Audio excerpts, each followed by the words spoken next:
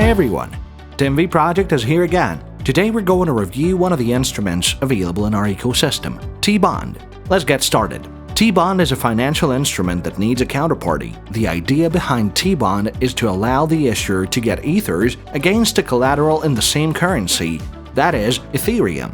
The TBond holder, in turn, can exchange their ethers for TMV as well as get an annual interest from the issuer. Let's have a closer look at this interaction type. Here we are in the TBond area of the TBond Issuer tab. Our goal is to get ethers against the collateral and ethers we have. In other words, we need to issue a TBond. Here we can see the requests created by other users before, but we need to create a new one with our own conditions. Let's tap Create New. Let's see how request settings in this window work. Take a look at the logic behind TBonds. When a TBond is created and a counterparty approves the deal, an underlying T-box is created. Technically speaking, this T-box belongs to the TBond and the issuer is responsible for fulfilling the conditions. At the same time, the TMV generated in the new T-box are automatically transferred to the holder according to the configured usage percentage. In turn, the amount in ethers that the holder used to approve the deal is transferred to the issuer. Let's enter 2 ethers as the goal amount in the request form. Also, let's not risk too much. 6 months or so seems like a good time for us to meet the obligations under the deal. We're ready to pay an annual interest of 6%. We can see that the form returns the amount in ethers that we need to pack to create a request with our settings.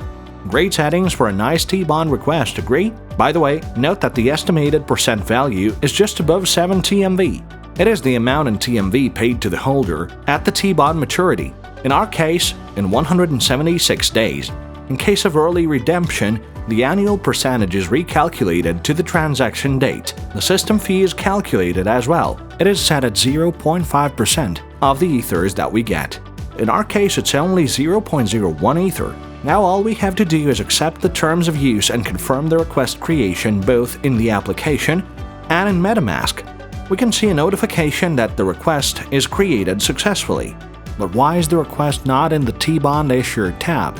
No worries, everything's okay. We need to find a holder, therefore it's logical for the request to be displayed in that tab. And here it is, right there.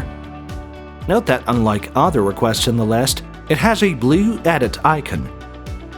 Tap it to modify the request settings. Let's see how it works by changing the annual interest. Then tap Save to apply the changes. Note that when the transaction is approved in MetaMask, only the gas fee is paid. Great! The change notification is received, and the figure in the request is updated as well. Now let's go to the My Orders area of the TBond Issuer tab.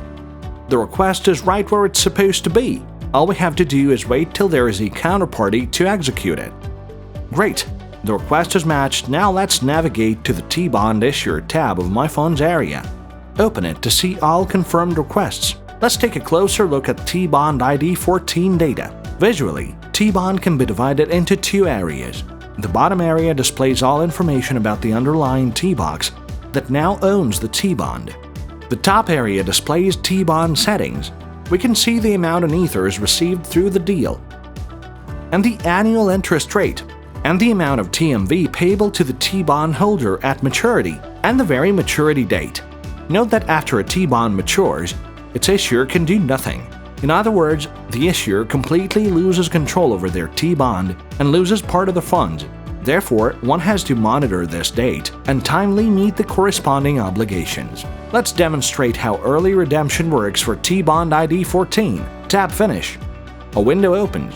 It contains all the redemption information for the selected TBond. To confirm, we have to accept the terms of use and confirm the transaction in MetaMask as well.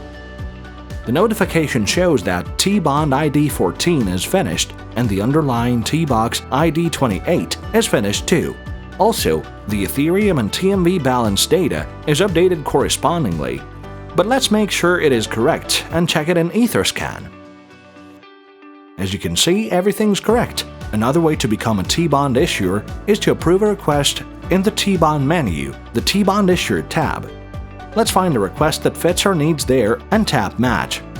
Here we can only modify the usage percentage, and therefore determine the amount of ethers required to approve the request. If everything's okay, go ahead and tap Match.